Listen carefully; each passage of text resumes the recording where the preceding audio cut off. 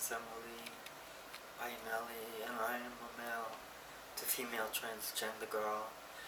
And I want to talk about a social issue that affects the transgender community, and I'm going to talk specifically about the youth, the teenagers.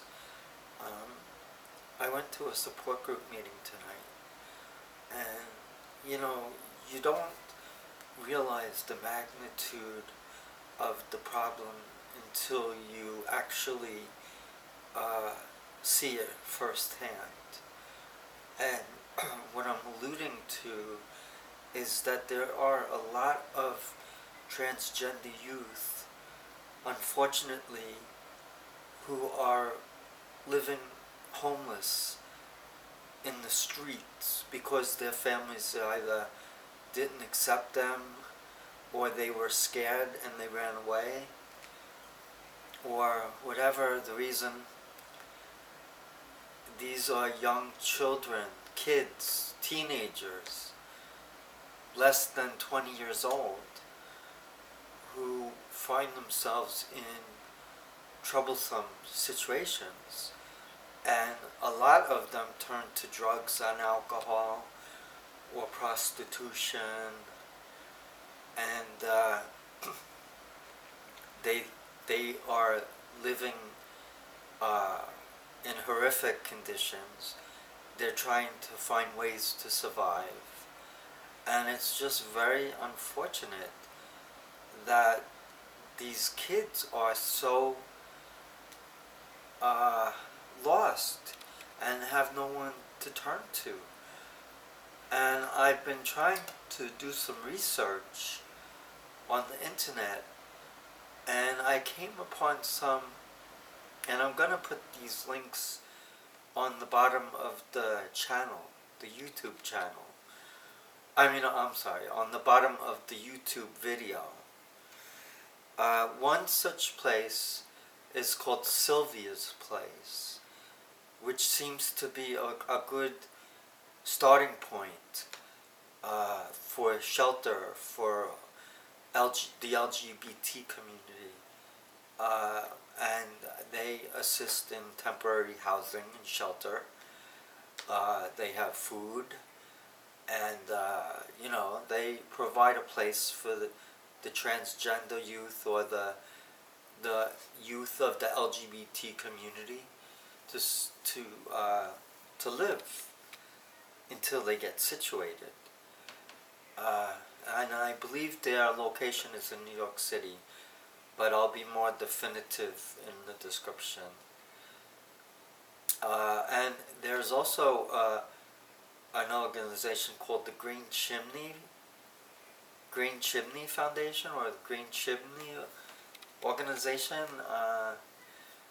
I believe they offer resources to train young transgender youth and help them to get on their feet so they can grow into young adulthood and take care of themselves. So they're like a facilitator to help these young transgender kids, or whatever their situation is within the LGBT community, and they help them, if they're interested in going to pursue an education, or they're interested in finding work. And also, I guess, they also assist in housing arrangements, and these organizations are very important. And the problem, though, is they must be overstaffed. The problem is that they must be overwhelmed with the number of homeless youth within the LGBT community. And the highest risk group are the transgender individuals, especially the transgender youth. And tonight, we had like 2 sessions within our LGBT group. The first session was where we separated into two different groups, and there was a moderator who asked a series of questions, and the floor was open for responses. And basically, the the the, the moderator would ask questions regarding the state of health care for the transgender community. And I believe that things are getting somewhat better, but I believe that the transgender community is still struggling to get all of the necessary health care that they need. It's very expensive if you're transgender and you're seeking to go forward with all of the necessary procedures. I'm male to female transgender, and I'm transitioning later in life, and I certainly want to have the surgery for gender reassignment. And there are so many procedures that male to female transgender women wish to have, but it's just impossible. I mean, the gender reassignment surgery in and of itself is over $25,000. Then if you're talking about breast augmentation surgery, or you're talking about facial feminization surgery, or you're talking about a tracheal shave, you're talking lots of money. And transgender people are lucky if they can pay for their gender marker to be changed, for their licenses and for Social Security. Never mind going for major surgery. And I sometimes wonder if I'm ever even going to have a chance to have gender reassignment surgery. And I will be very heartbroken and very disappointed. But the realities are that you have to find your level of comfort with yourself and try to accept yourself for who you are. And you must realize that if you aren't the perfect vision of where you want to be, you just make the best of it. Like, I certainly feel like I've come a long way, and I expressed in our group today that I have been hospitalized on many occasions for depression, and I've gone through a lot of personal battles that I'm dealing with. So, the pressures of life build up, and eventually you just can't bear that anymore. And it's like that with someone who's transgender. Eventually you can't keep up the barriers anymore. They just take control, and you just find yourself in that situation where you say, look, either I just end it, or I go and do what I need to do, which is to transition. I don't mean to get off topic here, but what I'm very concerned about from a point of view of someone who's transgender and who's a teenager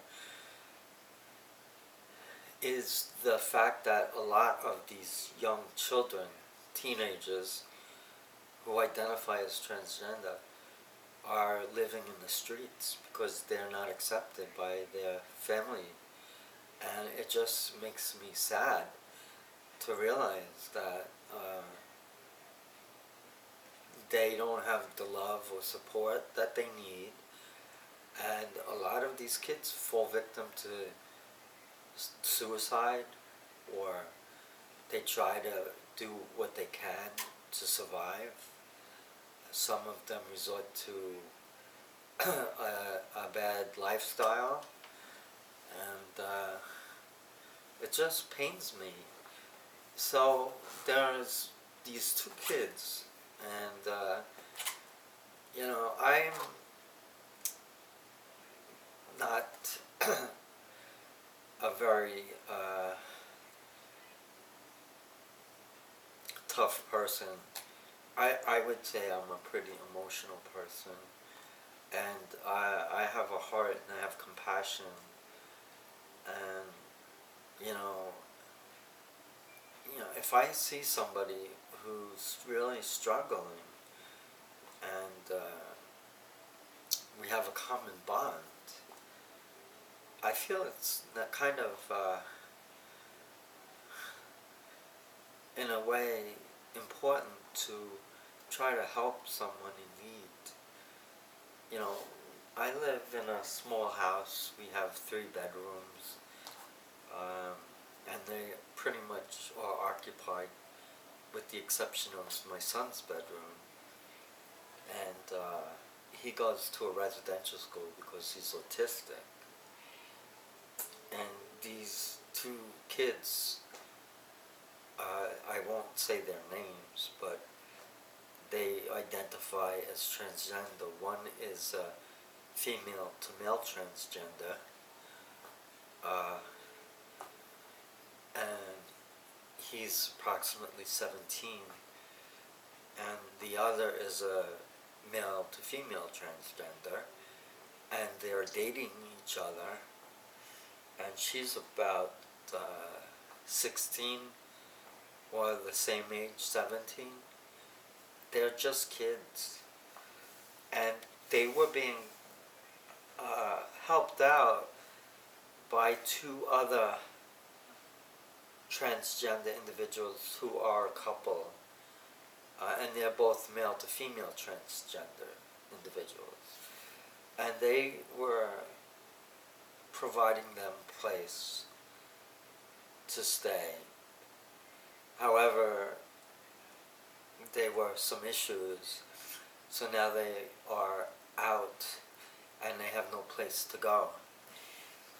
And when I heard this, I felt bad, and I tried to comfort the girl, and I hugged her, put my arms around her, and she was so sweet. She has this cute little teddy bear, and it just pains me that there are so many kids, and it doesn't matter if you're transgender or not, but there are a lot of runaways, and these kids wind up in the streets, and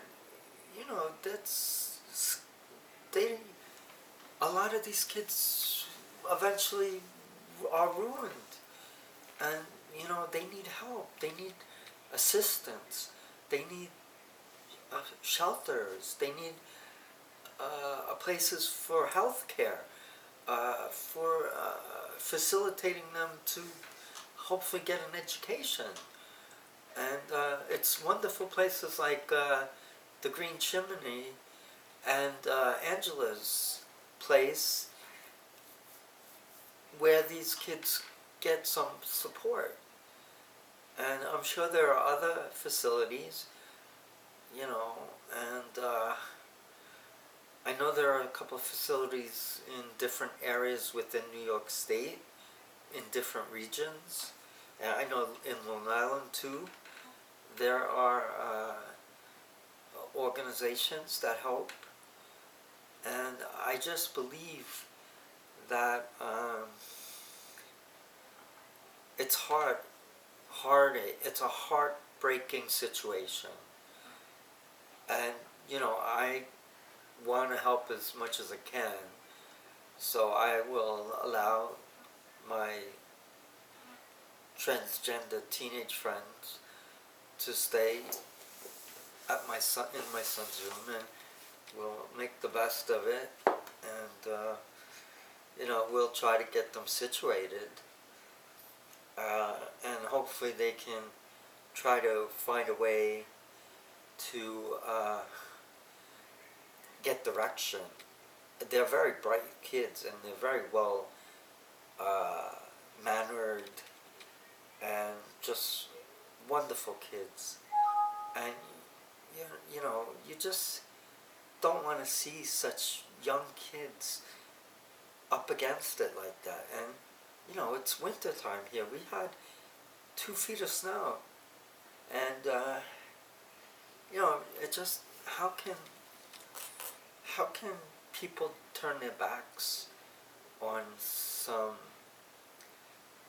in need? You know, I mean, look, I'm not a saint, and I've done things I regret. But look, if I can lend a hand, you know, I mean, it's not like I can offer them a place forever, but I can help them try to get on their feet and provide a place for them to sleep and, you know, to get situated. You know, I have computer access so we can search the internet. I have a telephone so they can make calls.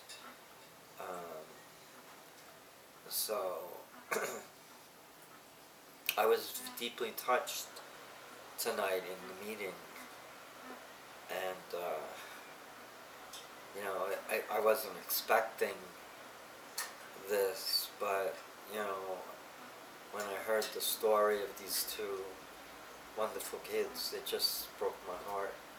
You know, and I'm transitioning, and they're in their early stages of transition, and they're doing it at very young ages, and I commend them for it, for their bravery, for their courage, and for their fortitude, and I admire them very much, and I feel it's the right thing to do. You know, I certainly have to get clearance with my wife, but I don't see it being a problem, and certainly I think they will find their way. They're nice kids. You know, I don't know if their relationship will last the last, how does it go? The test of time, whatever, I don't remember. But I'm sure that they'll stay and be strong together, because one thing about trans people are they have a very deep connection to each other. They have a strong bond, and I think that's a very important matter. And you know, I just think that it's sad to see young kids struggling like that. It's sad to see anybody struggling like that. And you know, I don't even know how I would manage if we lost our house and we were homeless. You know, it's a horrific thing to think about. But the sad thing is it's a realistic possibility. So, you know, I'm going to do the best I can to help these 2 wonderful kids, and hopefully they'll find a place and get on their feet and assume or get back to a somewhat normal life. And I think what will truly help them is to realize that people care about them, and that they will reach out and do what they can. And I was very touched by the couple, the 2 transgender women who took them in to stay with them, and treated them like family. And I just thought that was really sweet and touching. So anyway, I think that is the right thing to do, to help them get on their feet, provide them a place to stay, and keep them warm and safe, so they're not fending for themselves in the street. And the other thing is, the transgender girl just celebrated her birthday. So, she's only 17. They're both teenagers, 17. I don't even remember when I was 17.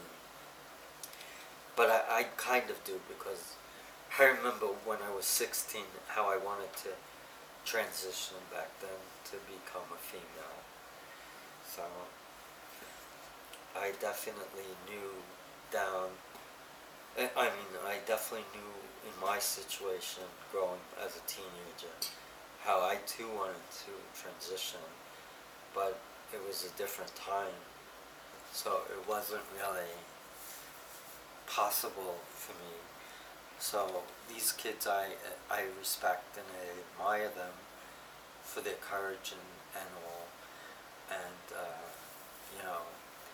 I pray that everything works out for them, because they're wonderful kids, and I hope their transitions are successful.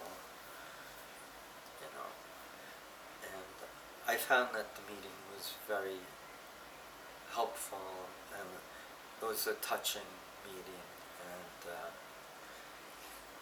I think it's important to go to support groups. Took me the longest time to start going to support groups, but as I started to come out, I felt the need to go to get the help and support that I felt was necessary in my personal transition. And I'm very low key, and I watched a lot of videos on YouTube of male to female transgender girls, and I am amazed how beautiful they are, and their voices are like extremely feminine, and I just wonder how they do it. I wish to speak the way they do. I wish to look like the way they look. And a lot of these transgender girls have surgeries for breast augmentation. They have the surgery, obviously, for the vaginoplasty, the creation of the vagina, and the orchiotomy, which is the removal of the testicles. And they have the surgery for the facial feminization, to contour the face to look more feminine. And they have a tracheal shave, which is, I guess, a reduction in the prominence of the Adam's apple. So you could go crazy with the surgeries to make yourself look as feminine as you hope to. But, I don't have that kind of money in my budget. I'm lucky if I can afford to, I was hoping to do sex reassignment surgery, and I believe that with the insurance requirements, if I get the approval from my psychiatrist and therapist with a letter, I would feel happy to have that expectation of having the surgery, it's gender reassignment. But at this point, it doesn't look too good. So my heart is broken right now. And sometimes I wonder why I have to go through this pain. You know, I struggled all my life being transgender, having gender dysphoria, and I thought, you know, at some point I would be able to fully transition, which includes surgery, and I'm transitioning much later in life, but I must say that I'm very blessed too. I have a wonderful son. You know, my wife is still here with me, and my mother-in-law too. And, you know, we're a family. We love each other. And I think that's a very important thing. You know, I'm the same person. I always have been. But I always knew in my heart that I was female. And I didn't know how to deal with it. And I tried to escape and hide it and bury it. And, you know, eventually it just caught up with me. And I got tired of running away from it. You know, it's like enough already. You know, it has to stop. I have to have some control in this matter. And, you know, it was hard because, you know, I had to go through some serious pain, you know, with the loss of my dad and in the way he died through suicide, and then the loss of a friend a couple of years later who left behind a wife and child. You know, I just got freaked out, and I started to think about the uncertainty of life, and I did some introspection, and, you know, I felt I needed to go back to therapy, and, you know, that's when I started to open up about the things on my mind, and I started to talk about my gender struggles, and we kind of zeroed in on that, and I told the therapist that there are days when I feel like I wish that I could just go and die and never have to wake up again, because the pain is so unbearable. Living a life as a male when you identify as a female, it's just so conflicting and hard to deal with. And all I know is that I've tried to reconcile my feelings. I tried to accept the fact that I was born with a different body from what I identified myself as. And I was heartbroken, you know, but I do have the proud accomplishment of becoming a father. But, and that's the best thing in my life, you know, and I just feel very conflicted, because a part of me says, you know, and I'm Catholic too, so I have reservations, but a part of me just says, you know, you have to find your happiness, and you have to do things sometimes that may not be socially